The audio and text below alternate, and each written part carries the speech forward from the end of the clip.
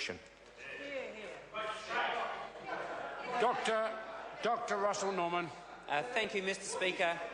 Mr Speaker, this has been a very important period in defending the basic democratic values that underpin our country. We have had a government that has engaged in attack after attack on some of the fundamental freedoms that we as New Zealanders have taken for granted. We have had a GCSB, a spy agency, which has been illegally spying on over 80 New Zealanders.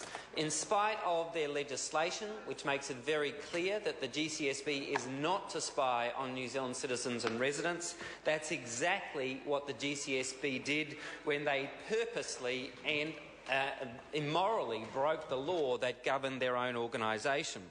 This comes in spite of the fact that when this law went through this parliament, Tony Ryle and many others from the National Party said expressly in this House that the GCSB was forbidden from spying on New Zealanders, and then the GCSB went ahead and did it anyway.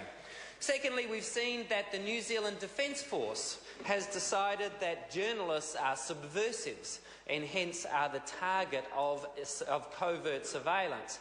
Now, people may not know, but under the New Zealand Security Intelligence Services Act, they are responsible for protecting the security of New Zealand, and under the Act that means protecting the security against subversives. So when the New Zealand Defence Force describes journalists as subversives, they are providing a lawful basis for the SIS to engage in covert surveillance of journalists. So it is no surprise that when this manual, this Defence Force manual, came to light as a result of the great work by Nikki Hager, that the government had to backpedal pretty quickly to step away from this manual. And it is, of course, a source of great disgrace that this manual predates the current government, even though it is probably the current government which was engaged in spying on Stevenson. And that's a pretty sad state of affairs that the New Zealand Defence Force sees it like that.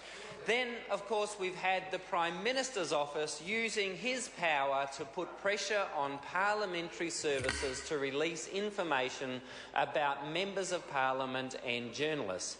Now, we know that the Prime Minister's office lent on parliamentary services to release Peter Dunn's parliamentary emails without Peter Dunn's consent. Peter Dunn gave no consent. Wayne Eagleson, the Prime Minister's right-hand man, his right hand effectively, said to parliamentary services, you must release those emails of Peter Dunn, even though Peter Dunn never gave consent for those emails to be released. They were released anyway. And then we have Andrea Vances. Now, Andrea Vance is a journalist. She works in the gallery. She works for Fairfax.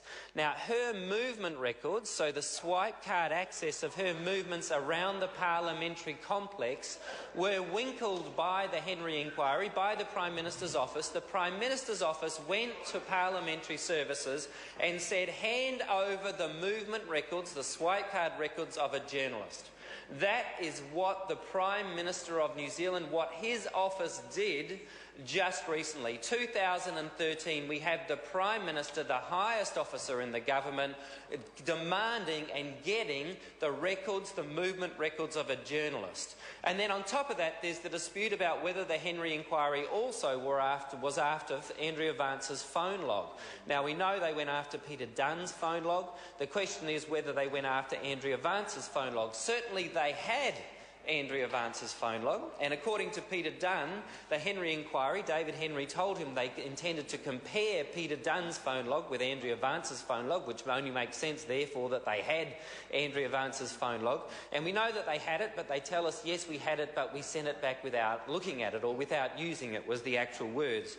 So now we have a situation where the Prime Minister's office is going after the email and movement records of MPs in this House, in this Parliament, and journalists. This is a fundamental breach of our Constitution. The Constitution has a separation of powers between the executive, or headed up by the Prime Minister, and the Parliament, and a further separation between government and the Fourth Estate. We need the Fourth Estate or the media to be free of this kind of surveillance and intrusion and bullying and menacing by the Prime Minister's office. We need the Parliament itself to be free of the kind of intrusion that the Prime Minister has been perpetrating against the Parliament to access our email accounts and our movement records. Now, it seems to me that following all the Green Party's written questions, we've finally unearthed what's going on here, and it is fundamental to our democracy that we enforce these basic principles. Honourable Phil Heatley. I think it's worth